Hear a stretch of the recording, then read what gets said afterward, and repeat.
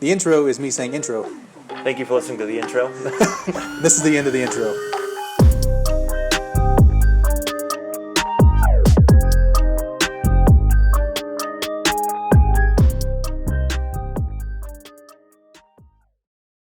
Well, my top movie is Infinity War because I don't think I'll ever be able to have a movie that beats that one, especially MCU related.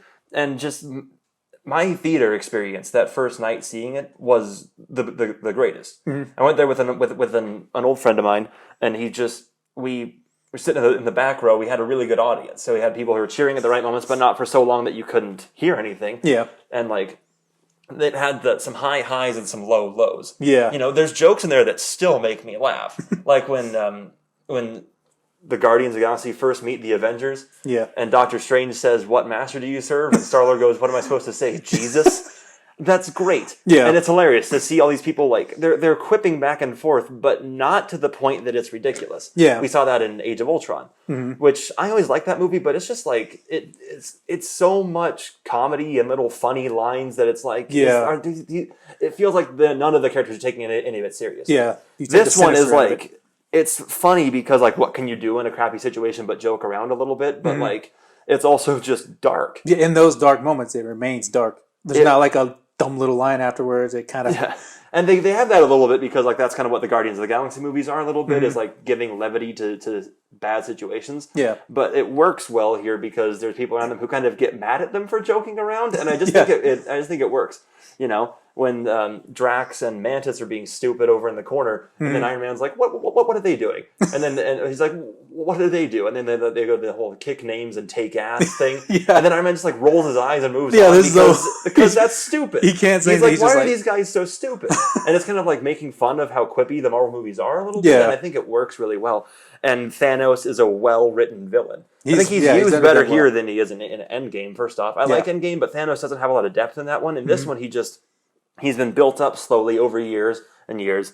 And then we see him here, and he's powerful even without the Infinity Stones, and you truly believe that what he's doing is right in his eyes. Yeah. Not that I agree with him, but that he actually has a purpose beyond just I want to kill some people. He actually has a goal to what he's doing. Yeah, I mean, 'cause they kind of took that away from him because in the comic books he worships death or something he's in love with death. He's trying to win her over. Yeah, he's trying to win over death. A woman that he loves. And so that's why he's doing it. But this one he has a motivation of I saw my planet kind of just be destroyed by being overpopulated by famine. And and I'm not gonna let that happen to other people, or that's what he kind of thinks. He sees himself as kind of the universe's salvation. Pretty much, yeah. And it's really interesting because he genuinely believes that he's right. Because it's a scary villain because there's people that might be exactly like that. Yeah. People who think they can kind of use I don't know, but use their power to do things that are very wrong. Some kind of